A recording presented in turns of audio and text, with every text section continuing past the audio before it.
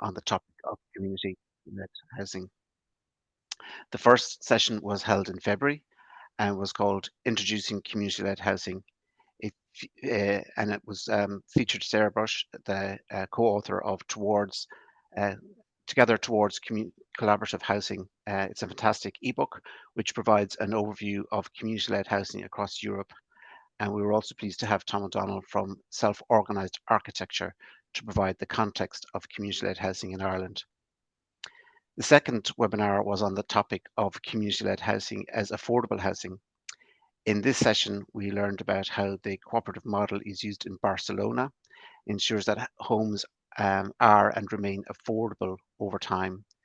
Then we also heard from Cork Community-Led Community Land Trust, who are working together with Cork City Council to set up a community land trust. 2 weeks ago, we had our third webinar in the series.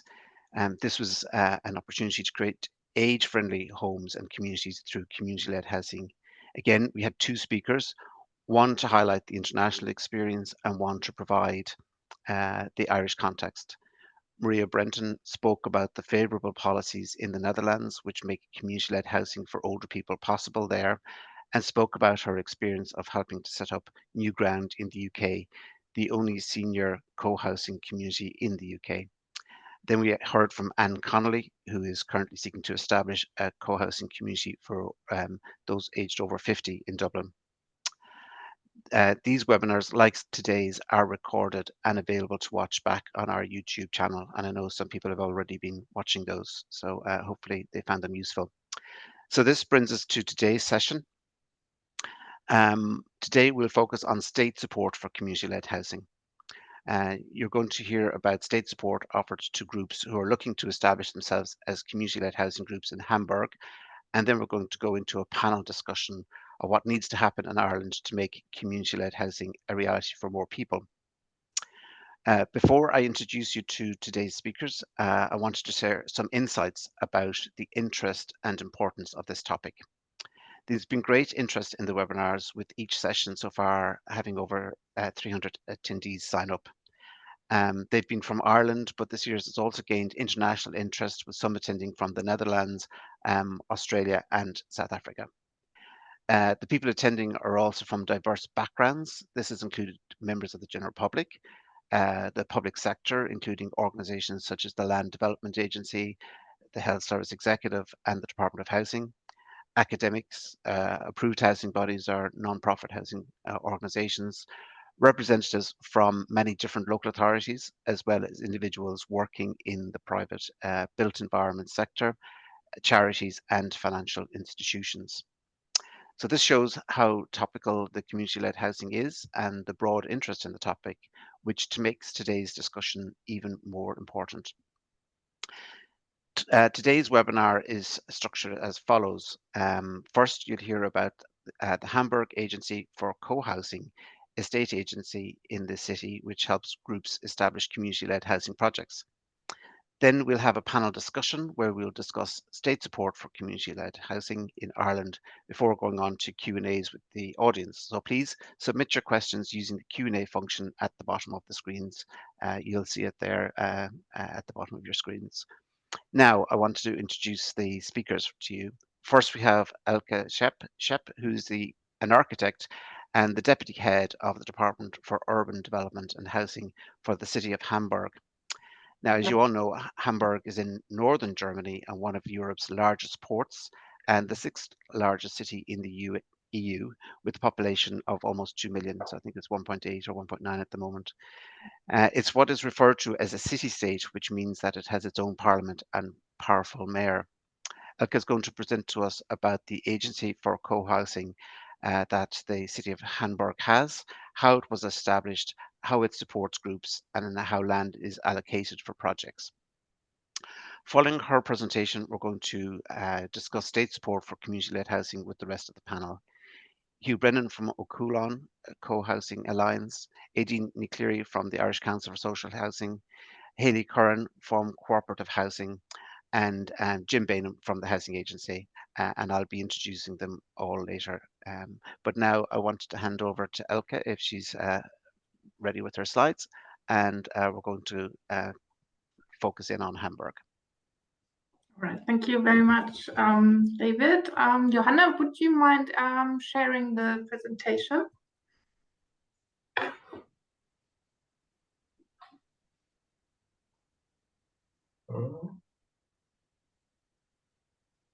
Oh, thanks a lot. Okay, my name is Elke Saib. Thanks for having me and my colleague, Uwe Henning. We're from the Agentur für Baugemeinschaften, it's called in German, the Agency for Building Corporations, located in the Department for Urban Development and Housing in Hamburg. Thank you very much for your interest in our institution, and I was invited to show you how we work in Hamburg, what kind of structures we established to support building cooperatives, and we have quite some experience with that. So I'm going to start for the next 20 minutes to show this to you. Now, so the outline you can see here. I would like to give you an insight into the definitions we have. We call it Baugemeinschaften, that's the German word for it. And we're always struggling, is it building cooperatives or building communities? So we decided now on building cooperatives. So that would be some interesting for the panel discussions later, I think. Then the main motives, the history of the Agentur, how it got established, organizational forms, and the reasons, politics in Hamburg, why we support these cooperatives, funding, concept tendering, and just flip through some areas, develop what projects we are actually dealing with. Next slide, please. So, yeah. So what's the definition? For us, building cooperatives is a synonym for Baugemeinschaften. As I just said, Baugruppe, Bauherrengemeinschaft, Wohnprojekte, different kinds of terms. It's a legal amalgamation or fusion of parties wishing to create housing together. And for us, the minimum of 3 households gives you the opportunity to register in our agency. In the end, we have approximately 20 households per project. You own the land, and you're able to select the architect by yourself. Another regulation is that you use the projects for yourself. It's not for sale and not for rent. That's a regulation which is very important for the funding policy. Next, please. And the main motives to support, it comes from the 1980s demolition policy. And at that time, the cooperative building principles were just rediscovered. And there was the urge to be self-determined in defining how we live and rent in Hamburg. So the aim was to create reasonable, adequate housing, and there are different organizational forms that we established from there. Next slide, please. So on the right-hand side, you can see some pictures from the Kontaktbörse, it's called. It's where we meet once a month. I'll come to that a bit later, but this is the community we are in and discussing the projects with another. And in order to form a Baugemeinschaft, there are 3 possible legal constitutions. It's the private home ownership, where each household owns its own unit and shares it in a common property. So it's kind of the flat is owned by you, and you have contracts for that, but you're in a community. The cooperative ownership, it's called the small cooperative, Kleingenossenschaft, where each household is part of the cooperative and has the right to use its unit. And the third one is cooperative ownership as an association, being part of an established cooperative, or similar forms of ownership. We have quite some new forms that are in our funding regular funding policies now. So, and the reason why the city of Hamburg supports Baugemeinschaften is that they are family friendly, that the citizens are directly involved. They include people with disabilities. They often have high ecological standards, and they stabilize urban neighborhoods. And also, right from the beginning, we had projects with a high variety. So it's not just one type of housing, but multi-story dwellings or terraced houses, all kinds of typologies. Next one, please. And here you can see the history of the cooperatives. In the 1990s, it started.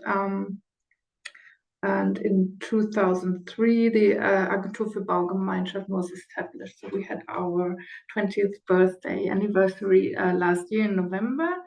And at that point, there were 15% of public property given to building cooperatives, which was quite a high percentage. And we even increased that in 2019.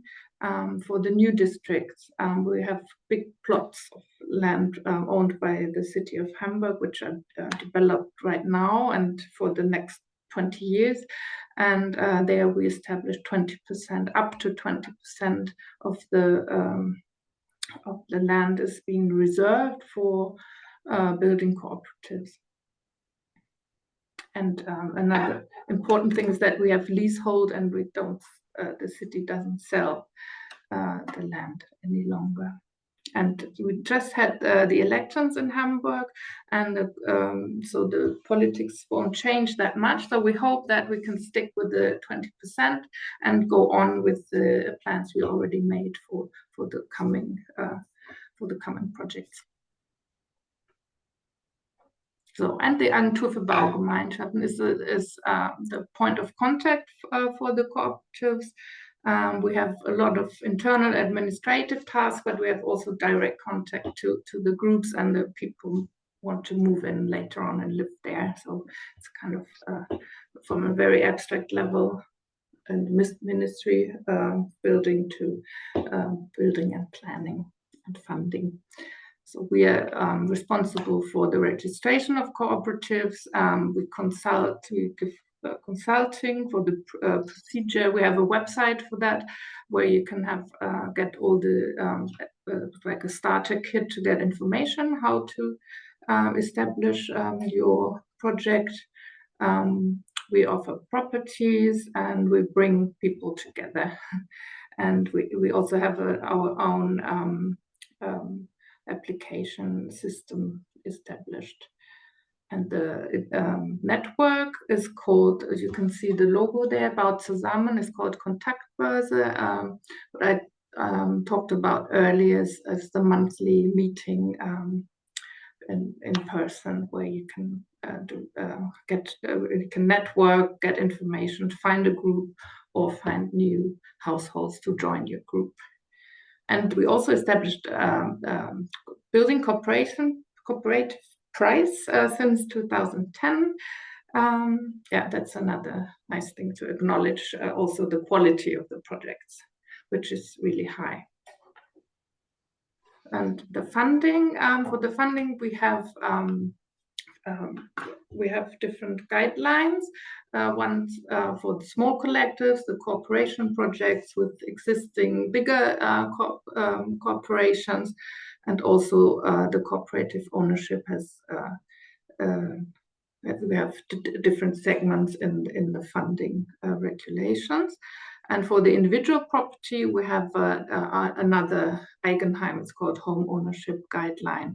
And all that is being done in collaboration with the IFB, the City States Business Development Bank. In very close contact with the bank. And every year these guidelines are being they get on track with the building costs, rising building costs and inflation, and so we regulate them together every year. And we have an extra program with the social for social needs, funding for urgently seeking households. I don't know if that's the right term, but I hope you get what I want to say, or what we want to say with that. And there you can get funding also for households, for people with special needs, and get a funding for that. And this is a very successful program. We have a lot of housing units integrated in our cooperative projects.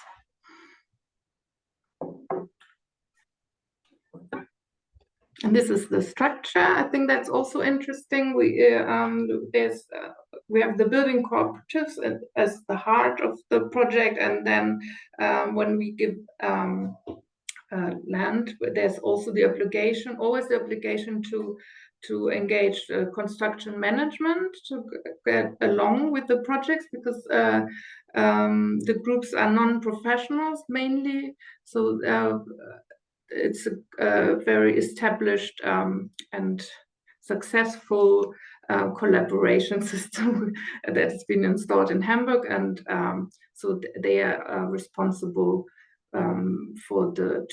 to support with the project funding, like talking to us, talking to the IFB, the bank, and funding bank, concluding the contracts and all the processes, group processes also, to get to the right decisions in the right time. So that's very important, and we work very close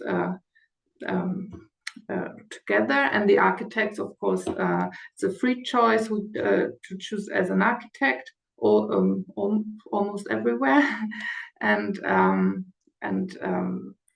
when you register and when you apply for plots, then you don't necessarily have to submit an architectural concept, but the more important thing for us is the conceptual idea and how the group will live together, what are their main goals, their vision of living together, ecologically, social, inclusive aspects are more important in the first step than the architectural concept. Next one, please. Yeah, so this is explaining again that we have 100% concept evaluation. We have the fixed price, so there's no competition with other investors. It's the concept that is the main criteria for us, and it's a low threshold process. I already talked about that, and leasehold is in most areas is a big thing, which is kind of an obstacle at the moment, because the bigger established corporations and at the moment are not keen on realizing projects on leasehold, and so, but we're trying to solve that, because we really have great and successful experience in these cooperation projects. So we hope we will come back to that at some point. Next one, please. So here you can see the criteria. We'll just quickly go through that. Minimum requirements is in the selection process is that there are 60% of the members already coming together, and so we have a list of the households applying. And there needs to be an economically viable financing concept. And we have transparent criteria to select which group is going to get the submission. So it's group and partners, maximum 15 points. Then the building as its concept, 10 points. Special offers like inclusion or ecological or social concepts 10 points, ecological concept 10 points, and finance and legal form 20 points. So that's in general our criteria. And the next one, please. Okay, we can flip through that. I'm going to, where is it? So, 1 second.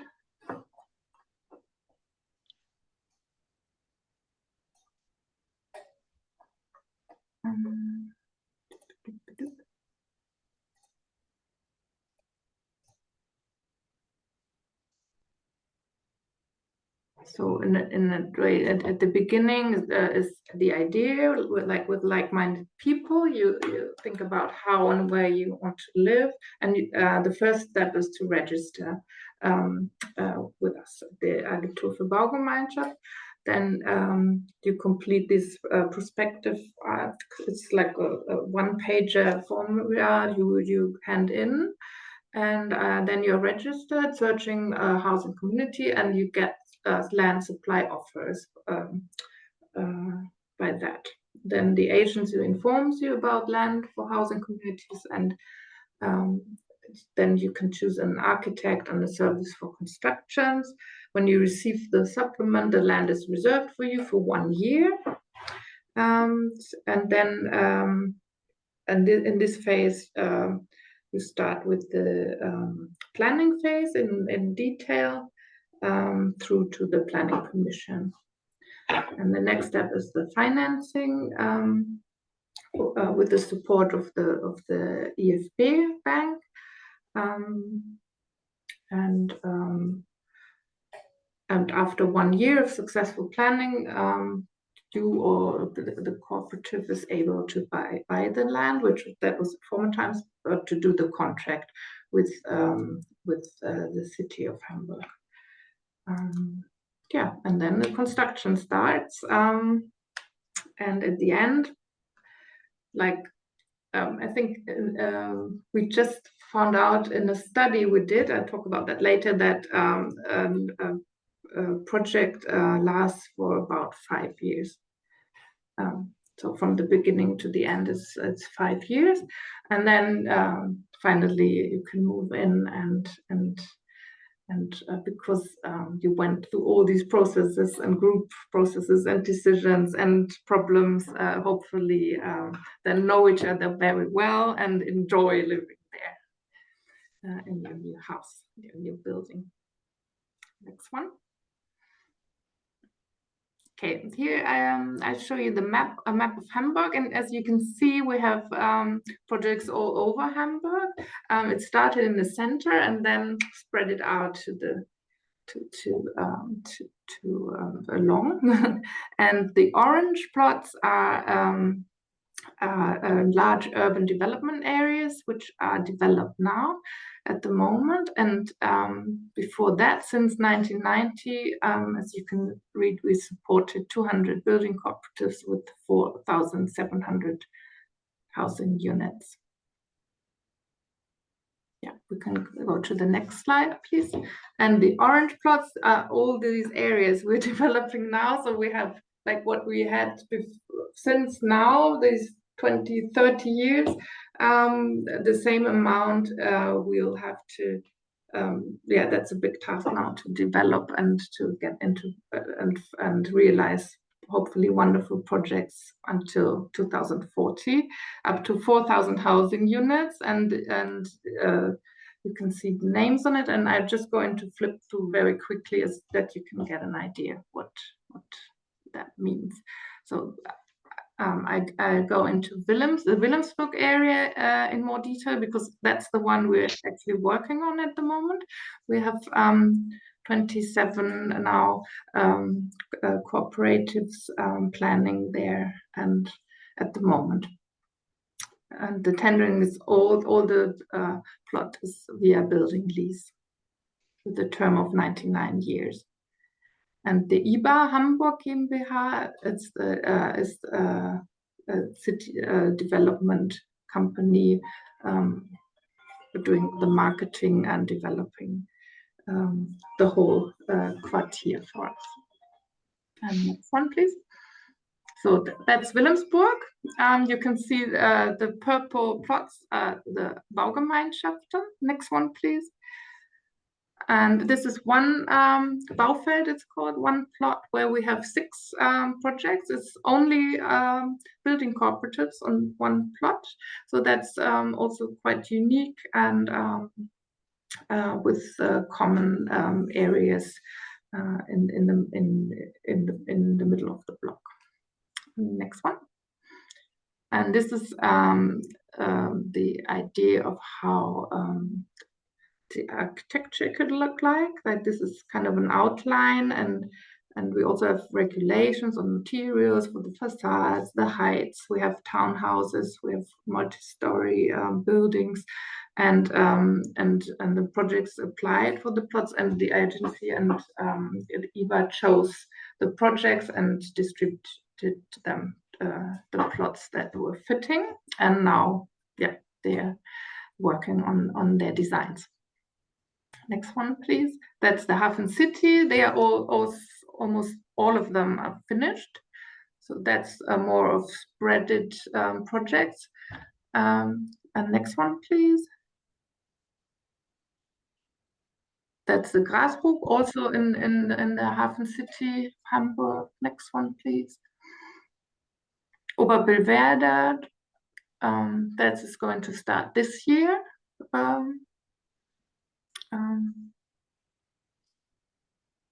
With the first step in the middle area, the heart of Oberbillwerder. That's where we are going to start with 20% of building cooperatives. Next one, please. And there's some more. Fischbecker-Reden in the southwest of Hamburg.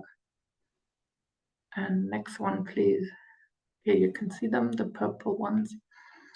This is also, there we have a variety of typologies, which is very interesting. Townhouses, blocks, and multi-story buildings. Next one.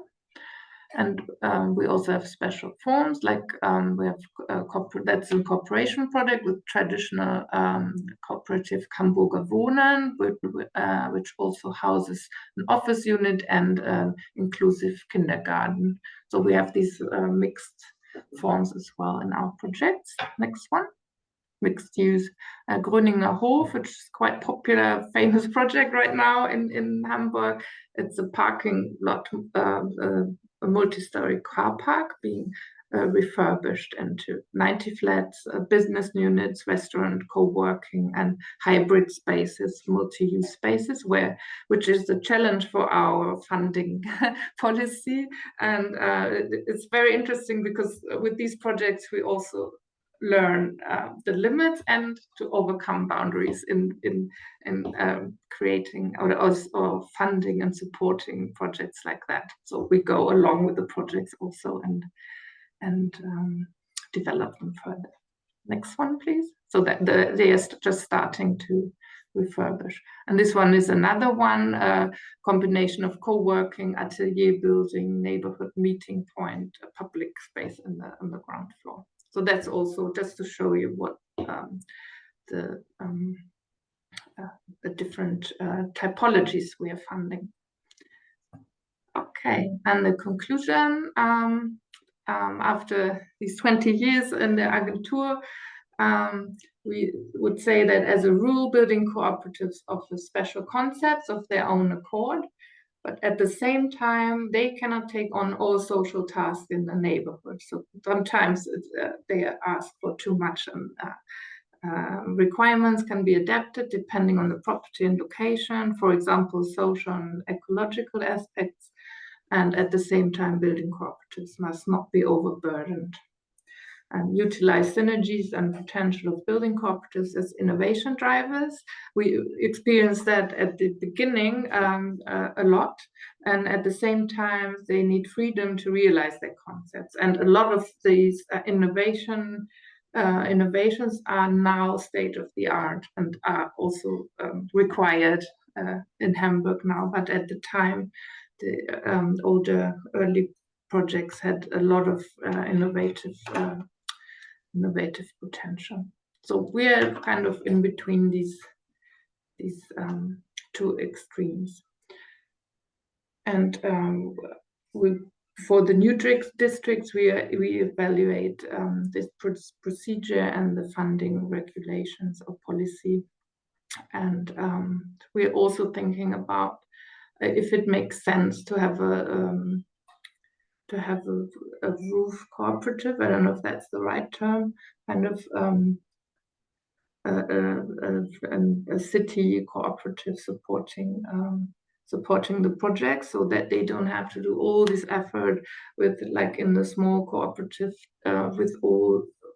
with starting from scratch every time, because it's most of them are just doing this one project for themselves. And maybe it could also be because we have, you just saw it, we have all these areas that are being developed to open the segment, the building cooperative, for wider group of citizens in Hamburg, because not everyone has the energy, the time, the opportunity to give so much time into this process. So we would like to support them to also get into building cooperatives, be part of it. And that was kind of the task of the bigger cooperatives. But because that's minor now, we're trying to establish our own cooperative. I think I will stop here.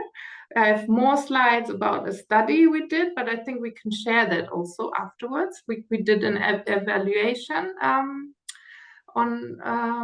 the Baugemeinschaft in Hamburg with interviews, a very good one, and I think we would just put the link in. So if you're interested, you can have a look at that. Thank you very much.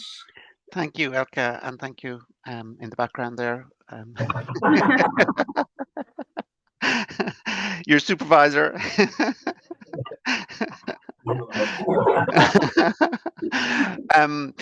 Thank you very much. That was really informative and very interesting. And I think lots of people will be booking Ryanair flights to Hamburg now to have a look at all these projects.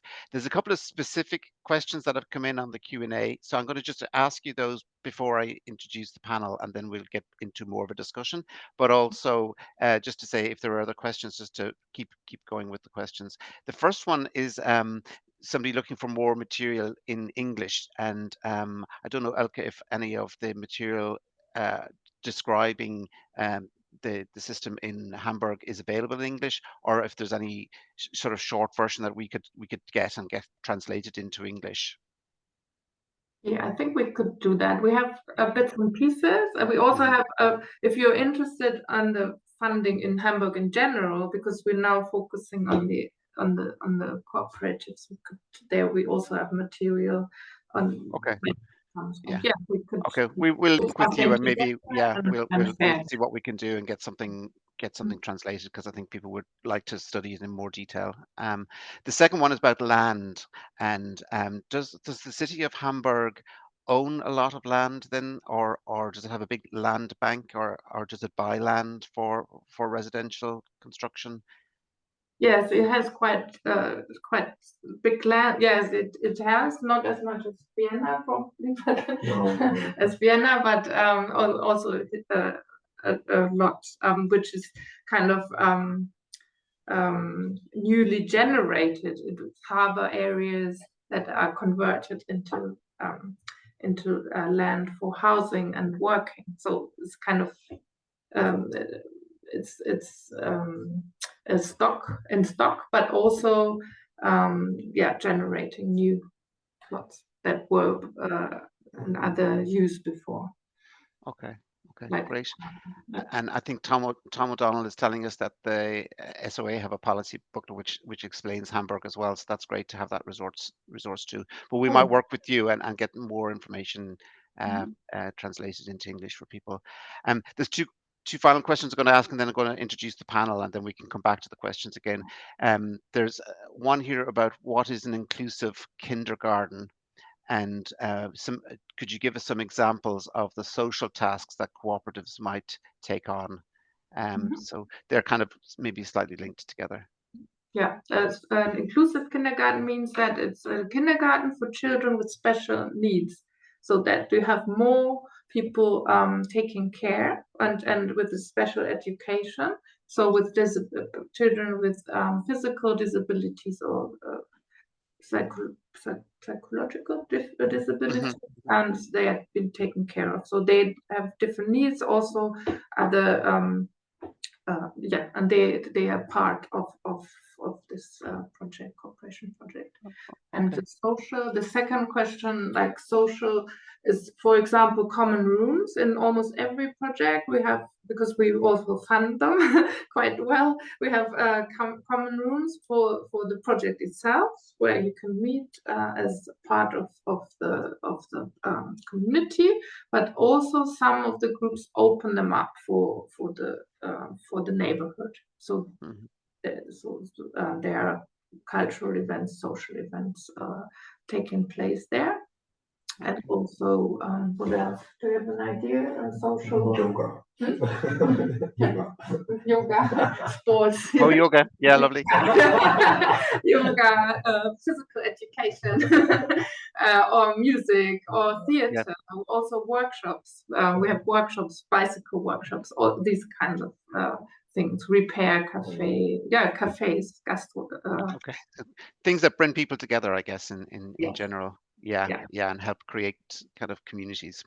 Okay, I know our panel are down to get in, so I'm going to introduce them now. So Hugh Brennan is CEO and founder of Ó Cualann, and he has 30 years experience in the general construction and housing area, including community development and humanitarian work. And Aideen Cleary is Director of Development Operations at the Irish Council for Social Housing, and again has a long track record of community development and regeneration projects. Hayley Curran is the Policy Manager and Cooperative Housing at Cooperative Housing Ireland, and she recently won the Housing Agency's Essie Prize, which explored the history of cooperative housing in Ireland. So congratulations again, Hayley. And Jim Bainham is our Director of Delivery and Innovation in the Housing Agency, and he's responsibility for a number of funding programs managed by the agency aimed at delivering affordable housing. So I'm going to go to each member of the panel first for a general reaction, or if there's any specific questions they'd like to ask in relation to Hamburg. And Hugh, we'll start with you. Thank you very much, David, and thank you, Elke. You know, Elke, we have a lovely country here with a great climate. We might be able to persuade you to come over. And I heard about this festival next year. Absolutely, you have to come to the festival, yeah. Because what you're doing in Hamburg, it seems to me, it would be ideal for Ireland. As you know, at the moment, we don't have any community-led housing projects really in the country. There are a number of potential pilot projects, and we've been in contact with many of those. One I could mention is Nimble Spaces down in Callan, and there are several others. But just let me ask you one or two very simple questions, so then we can move on to the others. Just in terms of the private home ownership, if somebody needs to sell, how does that work? If someone needs to sell, there are regulations in the contract with each other, and then it's in order that no one makes money with the project. Yeah. So essentially, do they sell back to the co-op, and then the co-op finds a new member? Is it something like that? It could be, or it goes or to the children, or like a family who needs more space. They can use it in the project. So at first, the group tries to solve that within the group. So maybe there's an elder person of father or mother of the family who already lives there might be able to join in and things like that. And if that doesn't work, they can regulate that in the it's called Satzung, in the contract of the cooperative, how to Okay, David, I'll pass on. I'll come back in again later on. Thank you very much. Perfect. Thanks, lovely. Thanks, you. Aideen, would you like to respond to the Hamburg experience? Yeah. Thanks a million, Elke. Really good. Really interesting. And I think particularly the thing that jumped out at me was the BAT zusammen, this support unit that you have there, where so fledgling or new cooperatives can get practical and creative support, offering properties or a support unit in those monthly meetings. I think that's really useful, because I think Tom O'Donnell from Self-Organized Architecture in the first series webinar talked about, you know, that in the fragile policy context for housing cooperatives or community-led housing, a lot come up and then go down because the policy lead isn't there. So I think that's very important that you have that. I think as well that I mean, we'll come back to the more general discussion, but one thing that struck me of where to align in a sense, and I'm wondering, in Hamburg, do the cooperatives work with housing associations also to, you know, in a sense to, you know, housing associations in other countries do some heavy lifting, working with around construction and so on, working with cooperatives. So I wonder, is that a feature? Because I think it's something we need to look at here, some pathway projects or pilots around that. Thanks, Elke. Yeah. Well, housing associations, we have one big one, Saga it's called, but and they do a lot of social housing, but not cooperatives. But that's kind of the field of these bigger cooperatives, and they have a tradition there. Maybe I could send you some links also to get an idea what they do and how they are set up. But can you explain that any better? No. Yeah, okay. because because they the Saga is kind of, they have different do the social housing also for people with special needs, people coming, you know, from other countries and urgently seeking for housing. That's, we have the Fördern und Wohnen is called. They deal with that for this special group of citizens, and but not for the building cooperatives. That's similar here. So the housing associations primary focus is around social housing also, but I suppose where social housing or approved housing bodies and housing cooperatives are probably from a similar stable, you know, social ethos and so on, and grew up from, you know, community-led activity and have some of those principles, but the way current funding is. So I mean, it's a possible avenue, you know, in Ireland. Absolutely. Yeah. Thanks, Elke. Great. Okay, thanks, Aileen. Hayley, would you like to respond to the presentation? Yes, thanks, David, and thanks, Elke. Yeah, really interesting presentation, and I think it's kind of gives that practical sense of how the cooperative movement, I suppose, is delivered in Hamburg, and I think that'll be really useful for us. I think we're much more at those earlier stages. We used to have more of a thriving cooperative movement back in the heyday of the 70s and the 80s.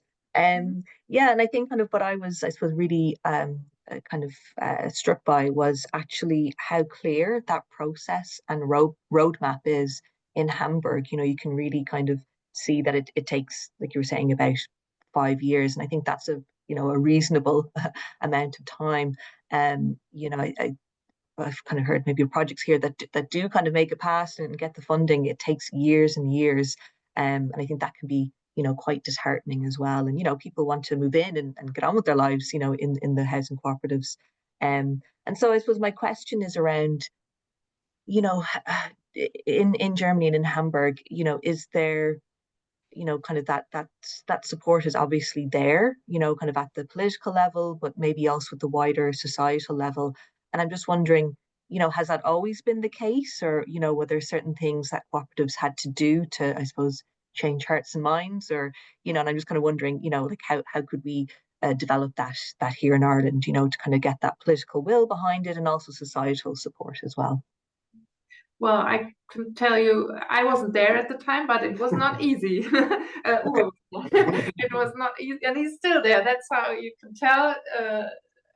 Yeah, there's an emotional emotional engagement behind that. That's for sure. And also these what we talked about, these Baubetreuung, the people supporting the groups. They are very important also, helping with the financing and funding and group processes. They keep the groups together, and I think it's this structure of planners, the bank close, and the groups is very, and us is very important. And what was said earlier with the Kontaktbörse, that you meet all the time, basically you're kind of approachable as a funder. I think that's as the city, that's really important, that because otherwise people get lost on the way, and if it takes too long, it's always good to see others who have the same problems, and then you might hear of ideas, and the office is working with different groups, like in Wilhelmsburg now, they can always learn from one experience, give it into the next group, and advise them, and then talk to us, and then we find it's always that we try to find solutions together, because we are very close to the groups, which is quite time intensive. And we are at the moment, we're actually thinking about how long we can keep going like that we know the project so well, and we are so much in the process. But I think that's the recipe, that you build up a successful project, also architecturally interesting, that they are kind of landmarks, and sometimes they are not visible because they are not shining and sparkling, but because of their social impact, they are so successful. So it can be different ways of being a successful project, and to collect them and to show them, and then to keep going. I think that's the secret. I guess that's why we got to the 20%, because politicians also saw that these stable neighborhoods, they are there, and often now in the new districts, the Baugemeinschaften are the first ones. They are the pioneers, the first ones to build, and even now with the rising building costs, because sometimes there's also this certain level of naivety and that you don't want to stop once you started. You're so much into it, and because of the group dynamics, you just can't let it go. And when you have this network of where you can get support, you make it to the end. So and they are there, and the others come later, which is also quite a good sign within the city. Say, the building cooperative is already there, and they have this cafe or the kindergarten or whatever, the common room where we can also step by. So all of that. There's no short answer to that. Sorry. Very good. Thank you, Haley. Jim, I wonder if you'd like to respond to Elke's presentation. Jim looks after a kind of affordable housing here in the housing agency, so he's very familiar with all the different affordability schemes. So just wondering if you have any questions around how cooperative housing can be affordable. Yes, I have a number of questions. So thank you, Elke and Uwe, for the presentation earlier on. A lot of my job is looking at financial models and doing calculations in terms of whether funding systems can support affordable housing. So maybe you could talk about the dirty subject of funding and how that works. So with the land that Hamburg can make available under a lease, a 99-year lease, is that land very low cost? Is it cheap land, or is there is there a cost per unit of, say, 20,000 per unit, or what kind of cost is involved? Well, it's cheap in the sense that we have low percentage of interest. Low percentage of interest. Is it 1.3? Yeah, that's the first step here in Wilhelmsburg. Yeah. The pioneers pay a little price. Yeah. Is it 1.3%? Yeah. But Hamburg is not a cheap town here. The land prices are high. Okay. So the land price is reflective of the market price. Yes. Okay. Yeah. Okay. And if I was in a cooperative, say I was with 10 other people and we had a good concept and you thought our concept was good, and if we have no money ourselves, is that the end of the story? Is that or like how do we go past the financial viability part? Do we have to have money ourselves? Do we have to have? We do. Okay. Yeah, you have to, and it's it used to be 10%, and we're now heading up to almost 20%. Okay. Okay. So if the unit cost for the scheme was, let's say, 300,000 euros per unit, we'd need 60,000 each to be able to make a proposal. Yeah, at the most. Yeah. Okay. Yeah. And the rest of the funding, is that, can Hamburg provide that as a loan, or is there a separate funding stream for that? Do I go to a German bank and get money for that? With the social funded projects, there's one bank funding, and it's the Förderbank, and there you can get your financing, and it's a combination of loan and also Zuschüsse. What's that term for that? Like you get costs refunded for special parts of the building.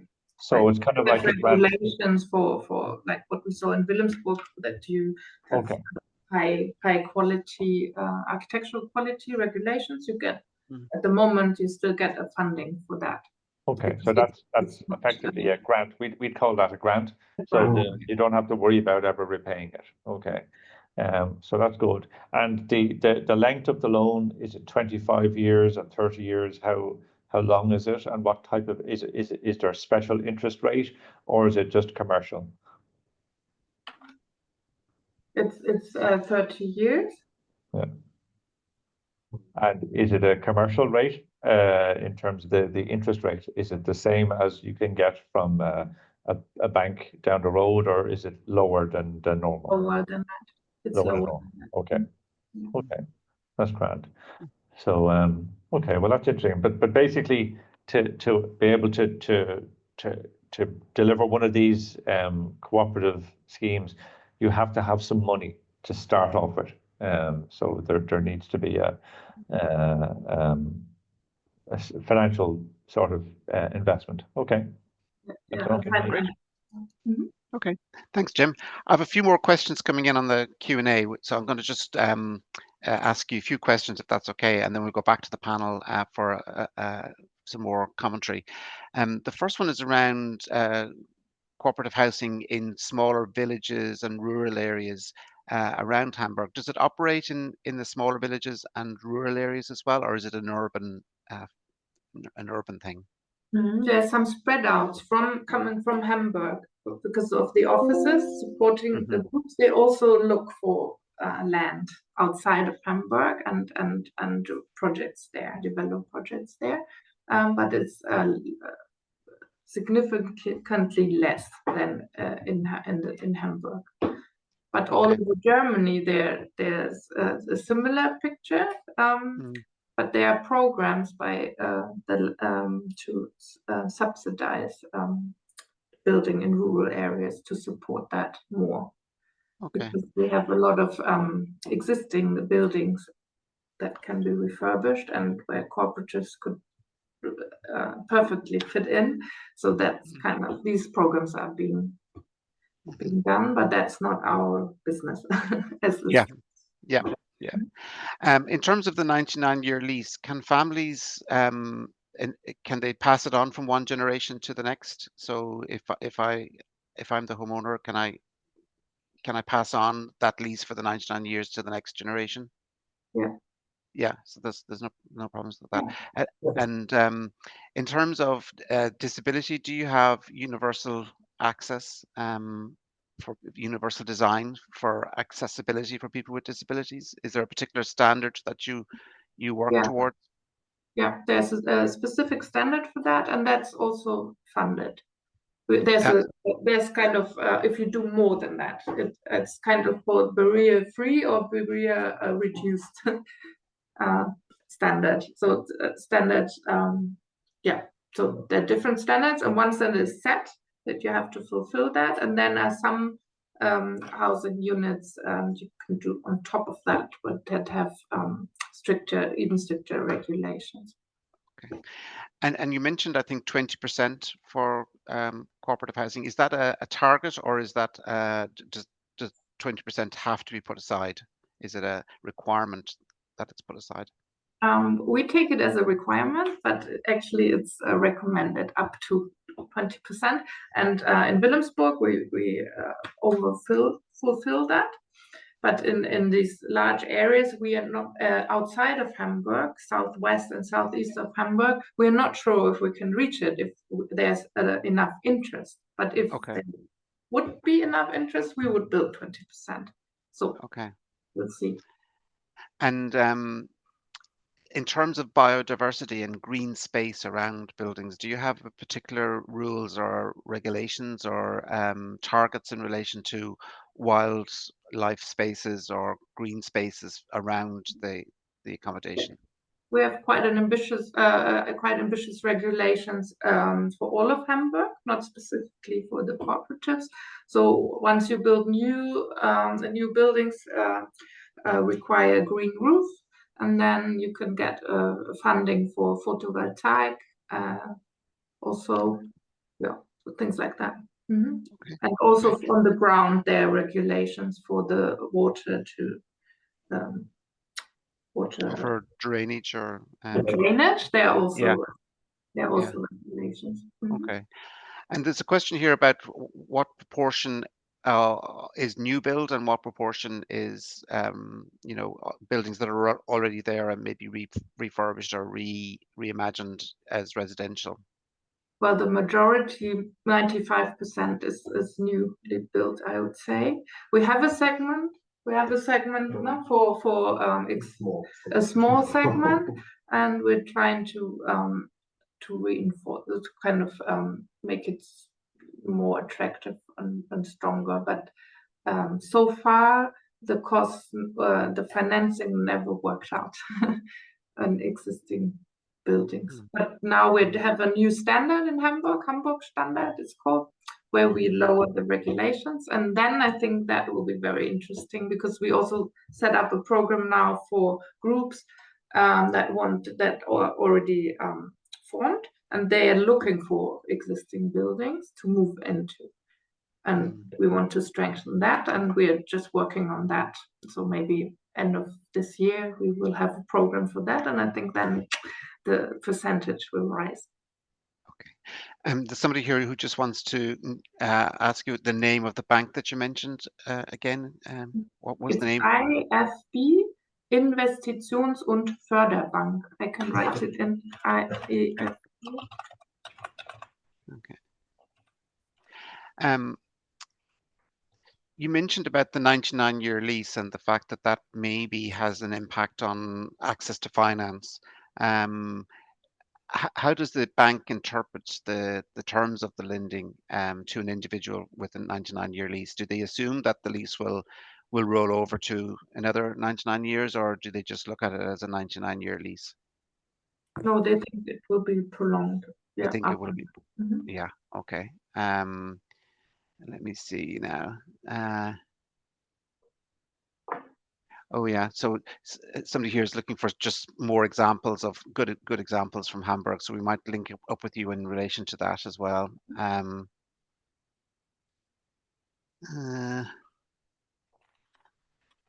So there's for wealthy Hamburgers who wish to downsize their current debt-free homes and choose cooperative housing from a lifestyle perspective.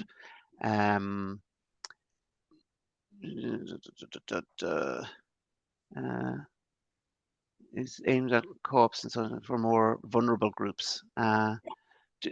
do municipals provide financial support or land to cooperatives that have their own financial resources? So if somebody has the money but they need the land, can they draw on the municipal land to do that? Well, we have smaller plots where we decide if it's lease or not, land lease or not. So they sometimes are sold, and then that's possible. But that's the other segment of funding. Eigenheim is called. For then you don't get the social funding, obviously, but it's possible for. But the policy of Hamburg is not to sell land any longer. So that would be usually it would be building a project on land lease, but with no funding. That's possible. Yeah. There's a question here. We have credit unions here, so they're community-based banks, I suppose. That do you have something like that at cooperative financial institutions in Germany that support housing cooperatives, or is it is it just the bank that you mentioned?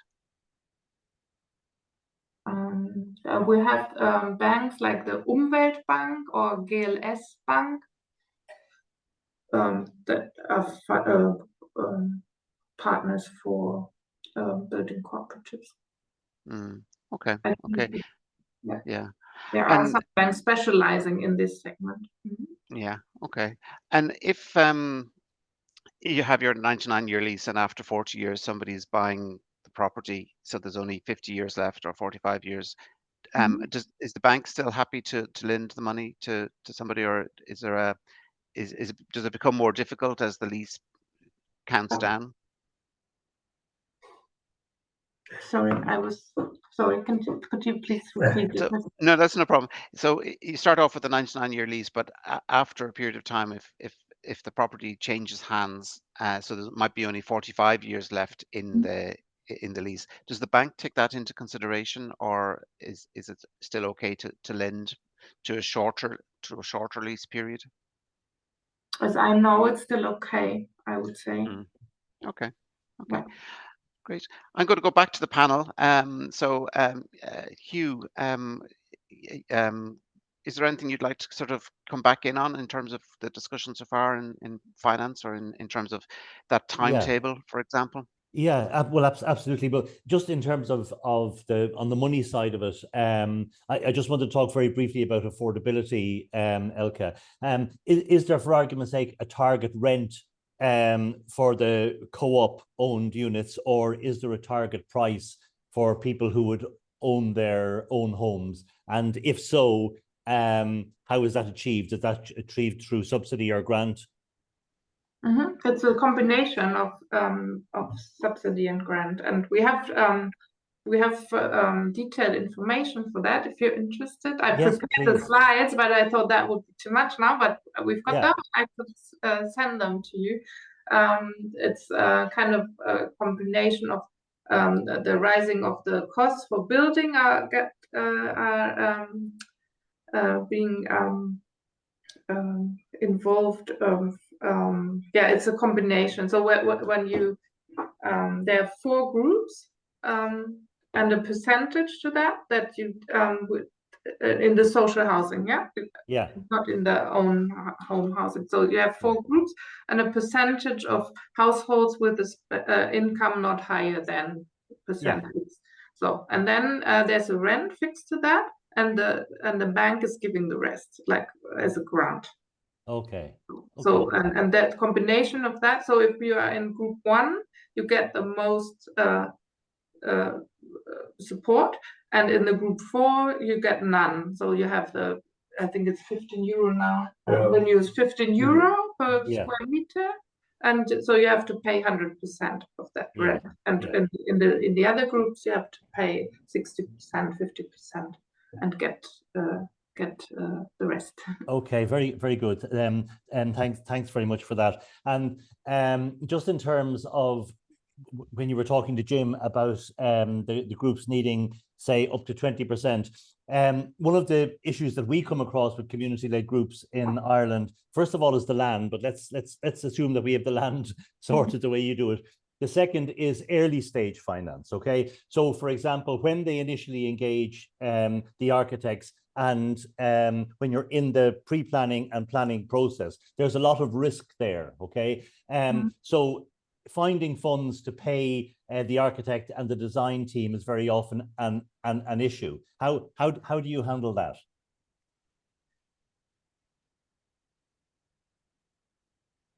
Yeah, it is an issue. That's true. That's we handle that in being very low with our expectations at the beginning. So, Okay.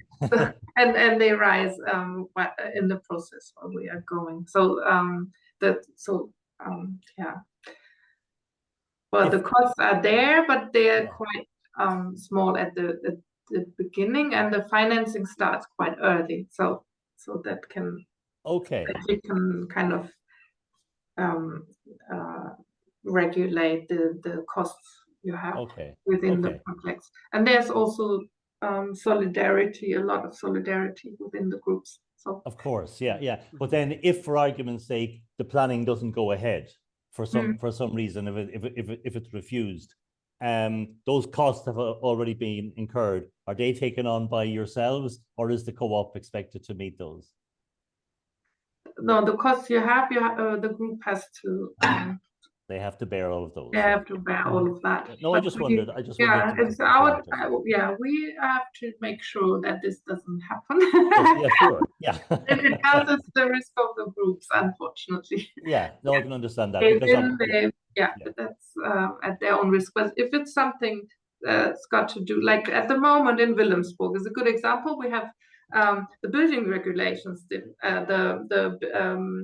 the planning authority had some issues, ecological and blah blah blah, whatever. And it took 1 year longer to finish the plan so that the projects can start and have the regulations are set so that they are safe in their planning. So that was 1 year, and all the groups were suffering and wondering if is it half a year, is it 9 months, is it a year, or is it 2 years? So some of them left, new ones came into the group. So that was, and so there we tried to help give security somehow.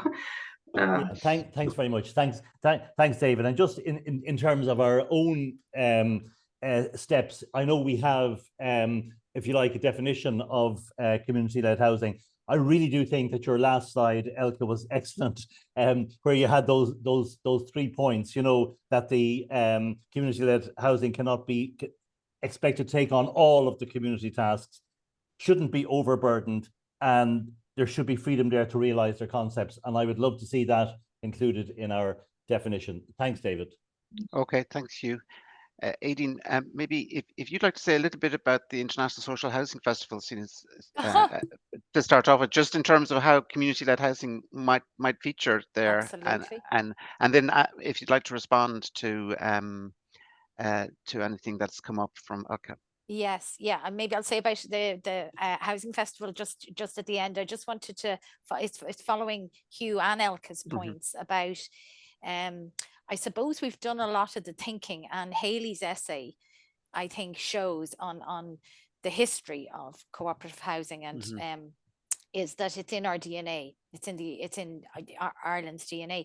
So a lot of the thinking, I think the self-organized architecture, they produced a roadmap series on land, finance and policy. It was all underpinned by international experience.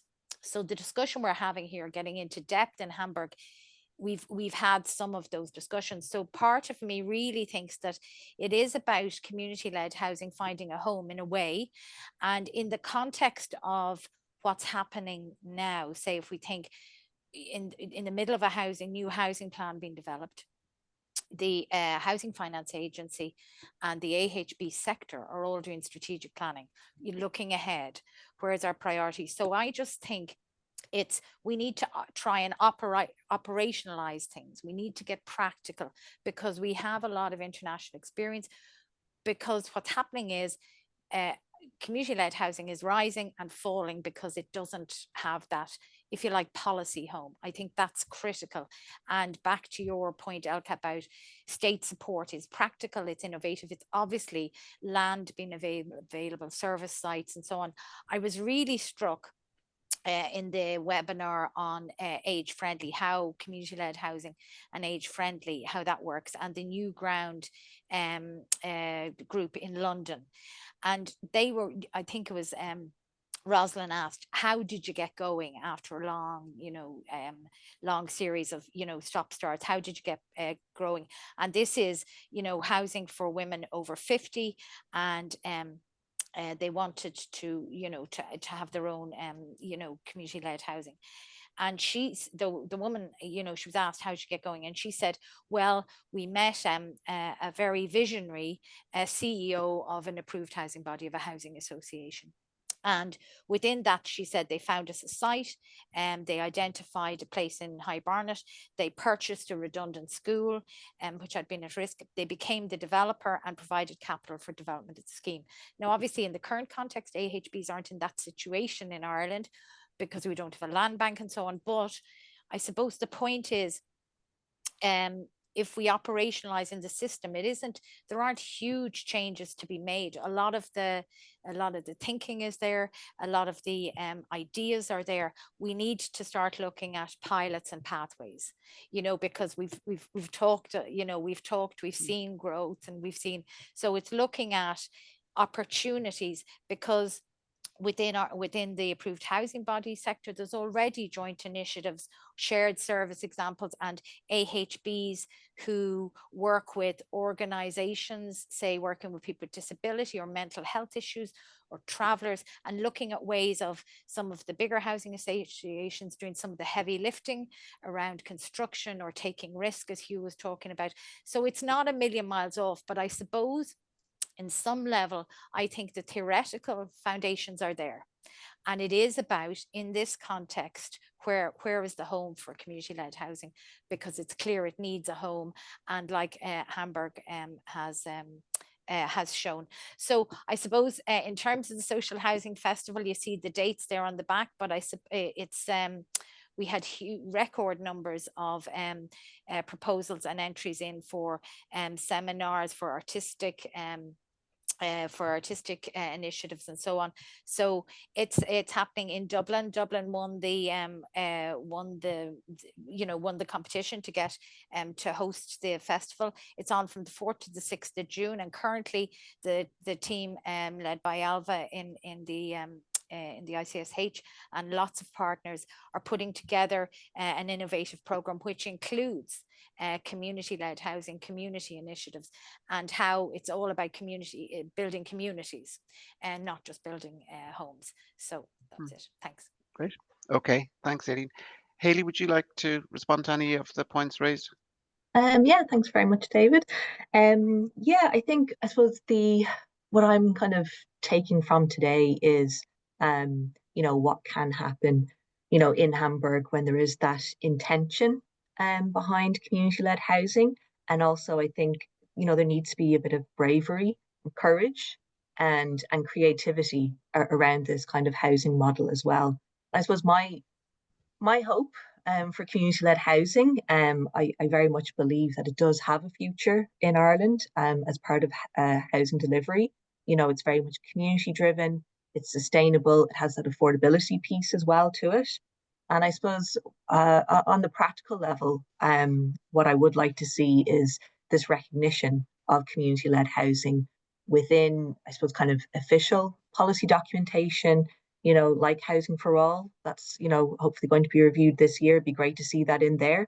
It doesn't need, I suppose, kind of those hard targets around it at the moment, because we're still developing that. And also maybe recognition within local authorities. One of the comments was from Rob Cass around national planning framework as well. So to have that recognition in there, and that's the work that Cooperative Housing Ireland is doing at the moment through our policy submissions, when they come up and when they ask for our opinions and submissions on that. So it'd be great to kind of maybe see even more, kind of people on this call, other policymakers, stakeholders, kind of doing that work as well. I think it's really important to have that repetition as well. And that, that's that policy development. It's important, it's not just written on a piece of paper, but it also helps to lend that credibility and that recognition, which is then hopefully maybe feeding into the financial institutions. Okay, so community-led housing, that is it is a viable mainstream form of tenure that's being recognised at government level. So, it's more trusted and credible then as well. And as well, I think I'd like to also maybe see some kind of recognition within the next budget as well. So again, in our 2025 pre-budget submission, we did ask for allocation in the budget around community land trust and community-led housing. I know that they do that in Belgium, and I believe it's been done in the Netherlands as well. So again, it's that official recognition. It's that funding that is being provided to it as well. And also as well, maybe like to kind of maybe see some kind of with the kind of pilot projects and where it is appropriate, I suppose kind of combining community-led housing with modern methods of construction and modular housing as well. And again, that should hopefully kind of drive down some of those costs as well and keep it very affordable.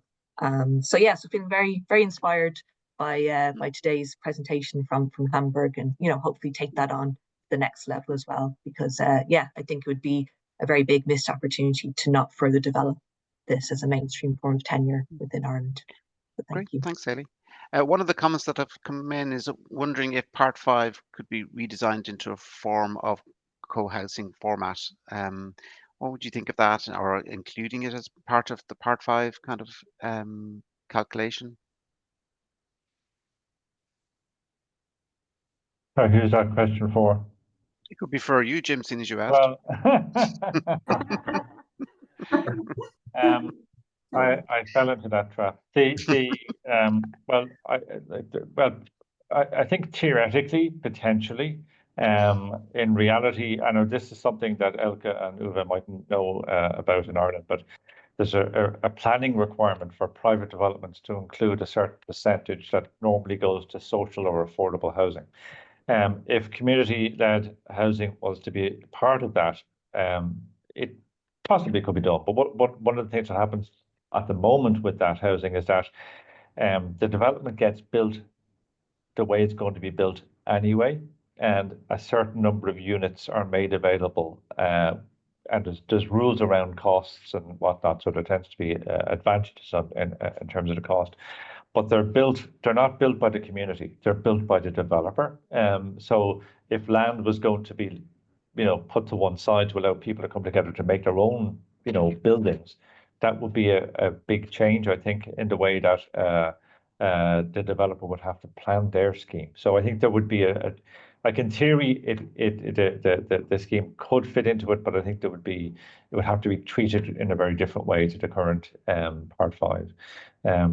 The last thing I was going to maybe ask as well, can I ask a question? Yeah, absolutely. Yeah, it's just the delivering a housing project is quite complex, and it takes a lot of time and skill or whatever to do that.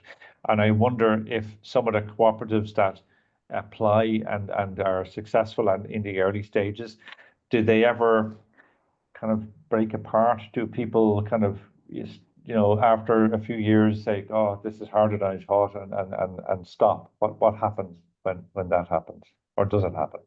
Yeah, it does happen, and I think the key subject is that the group at the beginning creates its own vision of how they want to live together, what kind of typology, and all these aspects we were talking about earlier.